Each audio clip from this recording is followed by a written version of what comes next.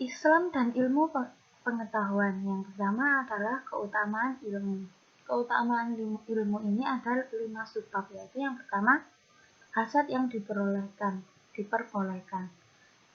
Hasad yang itu tidak diperkenankan kecuali dalam 2 hal. Pertama, hasad pada seseorang yang diberi Allah akan harta yang melimpah, lalu ia menghabiskan harta itu di jalan kebenaran. Lalu yang kedua, hasad seseorang yang diberi Allah akan ilmu, lalu ia menggunakan ilmu itu untuk memutuskan perkara dan mengajarkannya.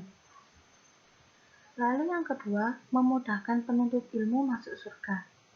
Barang siapa yang menempuh suatu jalan untuk mencari ilmu, maka Allah akan memudahkan baginya jalan untuk menuju surga. Lalu yang ketiga, ilmu merupakan sumber pahala tiada henti. Apabila anak Adam atau manusia meninggal, maka terputuslah semua amalnya kecuali 3 hal, yaitu sedekah jariah, ilmu yang bermanfaat, dan anak soleh yang senantiasa mendoakannya. Lalu yang keempat, orang yang belajar itu sama dengan berjihad. Barang siapa keluar rumah tidak untuk menuntut ilmu, maka ia sama dengan orang yang berangkat jihad sampai ia kembali ke rumahnya. Lalu yang terakhir, yang kelima, malaikat membentangkan sayap bagi pencari ilmu. Para malaikat itu membentangkan sayapnya pada orang yang sedang menuntut ilmu sebagai tanda ridho malaikat pada orang itu. Lalu yang kedua adalah keutamaan majelis ilmu. Keutamaan majelis ilmu ini bisa kita pahami dengan adanya etika atau akhlak mencari ilmu.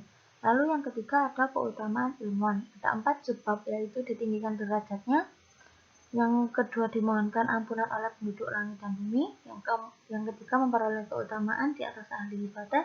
Dan yang keempat, pewaris para nabi.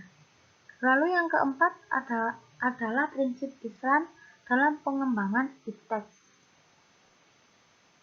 Nah, ini ada 4 subbab, yaitu memperhatikan halal dan haram.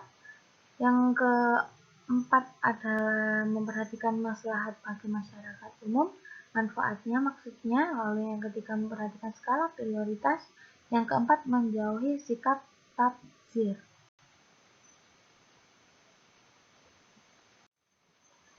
Alat mencari ilmu ini ada 3, yaitu niat, berusaha, dan yang ketiga adalah belajar. Lalu yang keenam adalah cara memperoleh ilmu. Yang pertama, dengan akal yang sehat, dengan jalan ta'akul, tafakur, dan tazakur. Lalu yang kedua, eksperimen dan pengamatan. Lalu yang ketiga, melalui wahyu atau ilham. Adapun yang ketujuh, yaitu sumber ilmu pengetahuan. Yang pertama adalah Al-Quran dan As-Sunnah. Yang kedua adalah alam semesta. Yang ketiga, diri manusia sendiri. Dan yang keempat, yang terakhir adalah sejarah umat manusia. Yang terakhir adalah ilmu agama dan umum. Nah, ini terdapat anggapan ilmu agama lebih mulia daripada ilmu umum sesungguhnya. Kedua ilmu benar dan saling berkaitan. Sekian main mapping dari saya. Kurang lebihnya mohon maaf. Assalamualaikum warahmatullahi wabarakatuh.